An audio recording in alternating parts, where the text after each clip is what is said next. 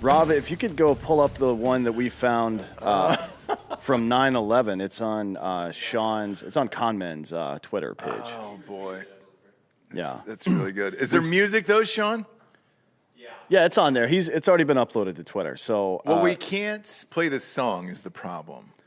Well, let's just do it anyways. This isn't getting monetized. Not after all the crazy shit I'm about to say. Yeah, just go ahead and play this shit. Turn that audio on. We found this from 9/11. So yeah. Live pictures right now of the World Trade Centers. Again, we now have 2 passenger planes.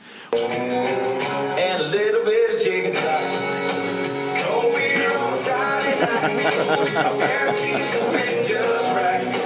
All right, cut it. If you don't know what that is. If you don't know what that is, I think we should show the original as well. Yeah. That one's on my Twitter if you want to pull it up. If you're just joining us here to the old fake news show for Drinkin Bros podcast, well, this is what we do here. It's a little bit of country and a little bit of rock and roll. A little bit. And Russia has invaded Ukraine, which news outlets can't even pretend to care anymore, not even CNN today. So there's a bunch of parody videos going around about the, show the CNN. There we go. This is real. This up. This was real. This happened about an hour ago. Go ahead.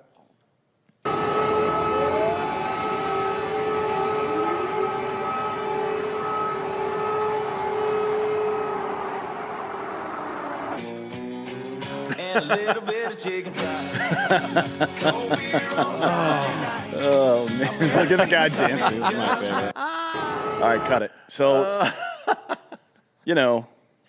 unfortunate, I guess. Well, but you do have who you are. There's a number of producers sitting in the room. Yeah. And one of the producers' job is to make sure that the thirds, the overlays are correct. Mm-hmm. One producer's job is to make sure the ads are correct. The executive producer typically, or the showrunner, is making sure that the people on the set are lined up and correct. And then there's another person for guests that's bringing the guests in. There's like a number of people on the set. But there is someone's job to insert that. Correct. And it's not like fucking some of the social media posts that went out this morning where it's set up on Sprout Social or some thing like that where it just goes auto post. That's not automatic. Somebody did that. Yeah. Somebody was watching the screen and looking at their carousel of ads coming up and be like, oh, this is probably appropriate. When the air raid siren's going off in the capital of fucking Ukraine. Cold beer on a Friday night. I don't mean to laugh at this, but if you were going to do it. Yeah, that was pretty ridiculous. If you're going to do it as a joke, that's a perfect insert of that. Not sure what they were thinking in CNN today. I don't think it was. But know this. I'm going to fucking Applebee's tonight. You've roped me and the whole famine. So I'm going, and I'm going to enjoy myself. I wasn't even thinking about Applebee's that much today. No one was, but now it's the number 4 trending thing now on Twitter. It's on my mind, and I'm going to have to roll out to the Applebee's in Austin, get some pea skins, maybe get some of those sizzling fajitas, Super, super stoked about that. Before we get into the actual news about the Ukraine, the other thing that I find hilarious is the celebrity videos and tweets today and posts as if they're actually going to fucking do something. We'll start off with Stephen King, if you don't mind, Bobathy. And I retweeted it on mine, and I gave Stephen a little shout out. Stephen King is probably one of the greatest writers of all time. I look, it's hard to deny how many fucking hits this guy's had. It's crazy. I'm not a fan of the work, but he definitely is good at telling stories to the people that like that kind of story. Yeah, sure, yeah. And he's written a fuckload of, I think like 80. It's kind of like Taylor Swift, where it's hard to write that many hits and then deny their talent. Where you're just like, all right, dude, fuck. Yes, you're great. Super underrated. And then when it comes to Twitter, pop that up on the screen there.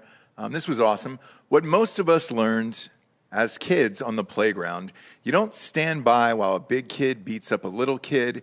You might take a punch or two making the big kid stop, but that's the right thing to do. Well, Stephen, you can certainly lead by example. What I said was, you're rich enough to hop on a flight and actually go over there and do something about it. If you want to stick up for the little guy, you're rich enough to do it. Now, an hour after I made that joke, Sean Penn actually went. Sean Penn not only went, but they allowed him into their government building in Ukraine. This wasn't like an insurrection for Sean Penn. Sean Penn's in that motherfucker. Yeah. Now, he looks like he's been on a 18, maybe a 20-day bender at this point. But I will give him this, Dan. He's actually there. He's not just tweeting about it. Yeah, it's more than I could say for Stephen King, that little bitch. That's not Johnny Cash? No, Johnny it's Cash not Johnny Cash. Cash. Dead for years. Dead for years. Is there a guy wearing a mask next to Sean Penn? Sean Penn's not wearing a mask, but no one else is either. I actually think it's a chick, but yeah. I wonder who the chick is. It's not a mask. It's like a card. Oh, okay.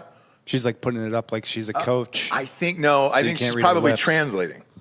No, I think she's probably translating what the guy is saying.